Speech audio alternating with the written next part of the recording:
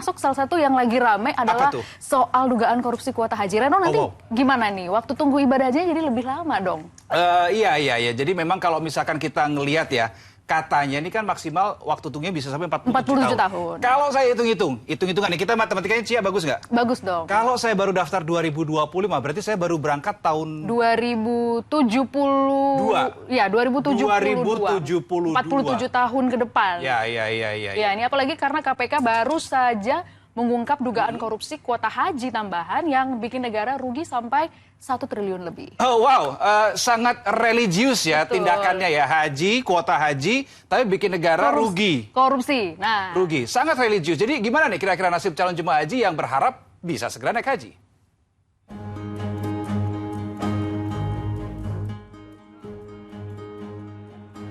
Di tengah pengusutan dugaan tindak pidana korupsi pengelolaan kuota haji tahun 2024, KPK mencegah mantan Menteri Agama Yakut Kholil Qaumas, pengusaha Biro Haji dan Umroh Fuad Hasan Masyur, dan Isfah Abidal Aziz, mantan staf khusus Yakut, untuk bepergian ke luar negeri 6 bulan ke depan.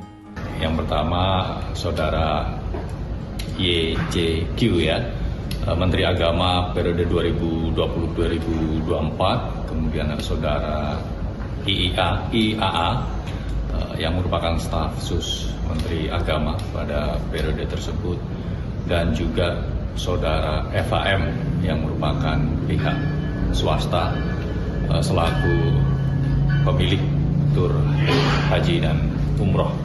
Meski Kementerian Imigrasi dan Permasyarakatan mengaku belum menerima surat terkait pencekalan itu.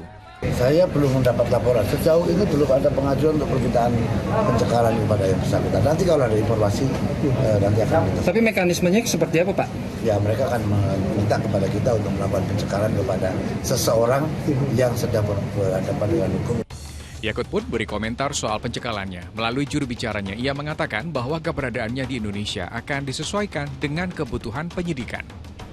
Ya, KPK menyebut tambahan kuota haji sebesar 20.000 seharusnya untuk jemaah haji reguler sebesar 92%. Barulah kuota haji khusus sisanya yakni 1.600.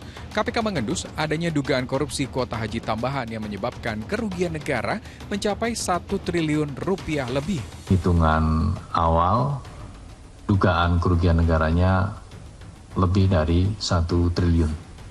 Di sini penyidik akan mendalami terkait dengan perintah-perintah penentuan kuota tersebut dan juga aliran uang tentunya. Ya, karena kan yang dikelola oleh para agen ini, ya kemudian kita akan lihat apakah ada aliran uang ke pihak-pihak tertentu. Jika ada, siapa saja pihak-pihak tertentu itu, nah semuanya akan ditelusuri oleh KPK. Sebelumnya, tambahan 20.000 kuota haji didapat usai Presiden ke-7 Republik Indonesia Joko Widodo bertemu dengan putra mahkota Kerajaan Arab Saudi. Saya menyampaikan apa adanya bahwa antrian haji di Indonesia sangat panjang, bahkan ada yang harus menunggu 47 tahun, sehingga Indonesia membutuhkan tambahan kuota haji.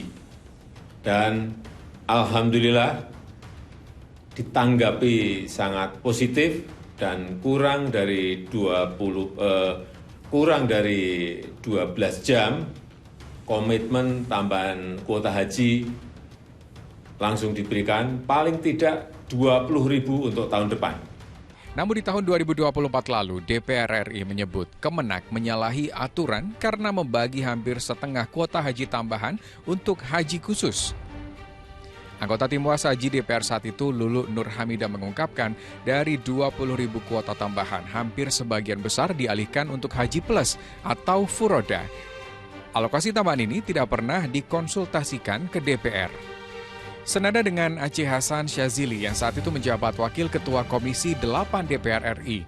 Pada 2024, Indonesia mendapatkan total 241.000 kuota haji dari sebelumnya 221.000 kuota utama. Lalu disepakati dibagi sesuai dengan Undang-Undang Penyelenggaraan Haji dan Umroh, yakni 8%. Alhasil, kuota untuk jemaah haji reguler sebanyak 221.720 dan jemaah haji khusus sebanyak 19.280 orang.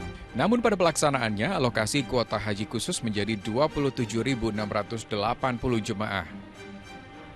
Ya, KPK kini dituntut untuk mengurai benang kusut kasus dugaan korupsi haji ini demi memulihkan kepercayaan umat dan memangkas penantian yang kian panjang.